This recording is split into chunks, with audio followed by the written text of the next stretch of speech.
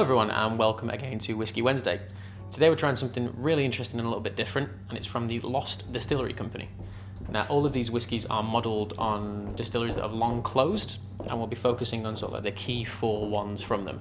They were kind enough to send me these samples in the post, so thank you very much guys at Lost Distillery, and we'll talk you through them and what they are. So we're going to try and do these in order of sort of lightest to heaviest. So we'll be kicking off with Auchnagie.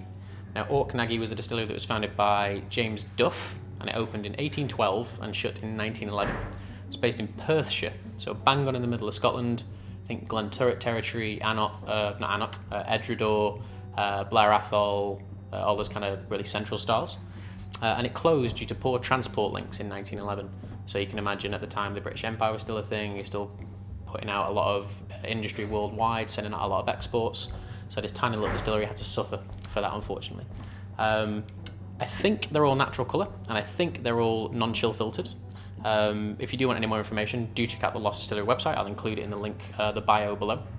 But let's talk about Auchnagie and what it is. It's a wonderful natural, as we assume, natural colour. It's very light, almost like kind of golden hay straw kind of colour. And it clings to the glass rather well too. It's got a nice kind of thick body about it. Let's give it a smell.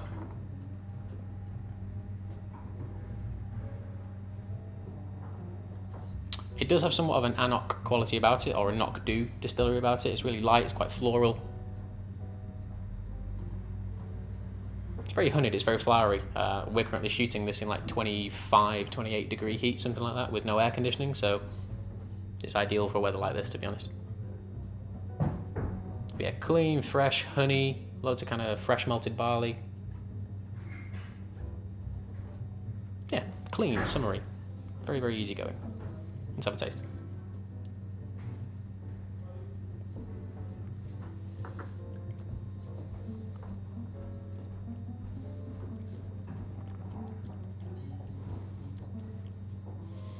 That thick honeyed sweetness continues on the palate. It's very rounded. You get a few kind of apple notes, slightly sour notes, things like kind of gooseberries and white grapes, all those kind of things. But then towards the end it actually gets quite dry. It reminds me a little bit of kind of Auchnagie and 3 wood, and it does pull out a little bit of moisture towards the back of your mouth.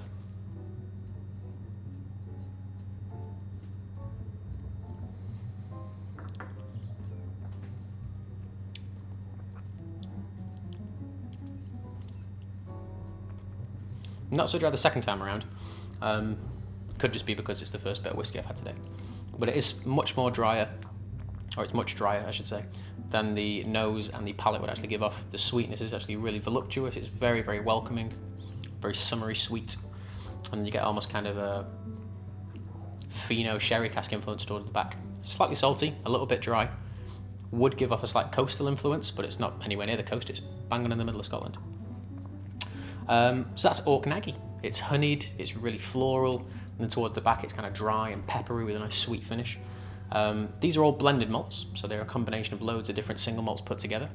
I don't know what single malts go into these. You can take a hazarded guess, so if it's located from that area, you'd imagine maybe a little bit of Aberfeldy, maybe a little bit of Glenturret, maybe some Edredor.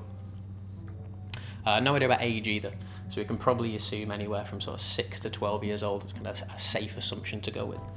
But if that was like a regular bottle on a shelf, I think I'd quite enjoy that. Ideal for summertime, actually ideal for all weather round, to be honest.